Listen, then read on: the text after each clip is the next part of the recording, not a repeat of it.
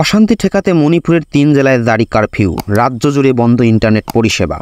সম্প্রতি drone, rocket হামলা ও বিক্ষোভের জেরে মণিপুরে অশান্তি বেড়েই চলেছে। তাই এবার অশান্তি ঠেকাতে মণিপুরের 3 জেলায় কারফিউ জারি করল প্রশাসন। সহিংসতা বৃদ্ধির কারণে ইম্ফল পূর্ব, ইম্ফল পশ্চিম এবং থৌবল জেলায় কারফিউ জারি করা হয়েছে।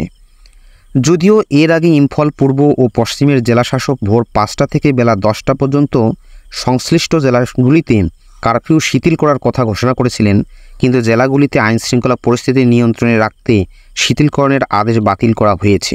একটি নতুন বিবৃতিতে উভয় জেলায় পুনরায় কারফিউ জারির কথা জানিয়েছেন 2 জেলার জেলা প্রশাসক।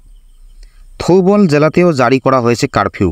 মঙ্গলবার বেলায় 11টা থেকে কারফিউ শুরু হয়েছে, তবে মিডিয়া, বিদ্যুৎ, আদালত এবং স্বাস্থ্যসহ জরুরি পরিষেবাগুলিকে কারফিউ থেকে অব্যাহতি দেওয়া হয়েছে।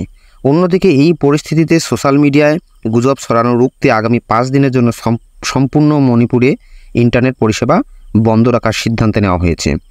মঙ্গলবার অর্থাৎ 10 সেপ্টেম্বর দুপুর 3টা থেকে 15 সেপ্টেম্বর দুপুর 3টে পর্যন্ত গোটা রাজ্যে বন্ধ থাকবে ইন্টারনেট পরিষেবা। উল্লেখ্য, মণিপুরে নতুন করে অশান্তির জেরে অন্তত 8 জনের মৃত্যু হয়েছে, আহত হয়েছেন 12 জনেরও বেশি।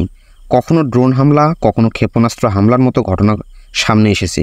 সোমবার হাজার হাজার শিক্ষার্থী মণিপুর সচিবালয় এবং রাজভবনের সামনে বিক্ষোভ দেখায়। সাম্প্রতিক ড্রোন এবং ক্ষেপণাস্ত্র হামলায় জড়িতদের বিরুদ্ধে কঠোর ব্যবস্থা নেওয়ার দাবি জানিয়েছেন তারা। পাশাপাশি রাজ্যের আঞ্চলিক ও প্রশাসনিক অখণ্ডতা রক্ষার আহ্বানও জানানো হয়েছে।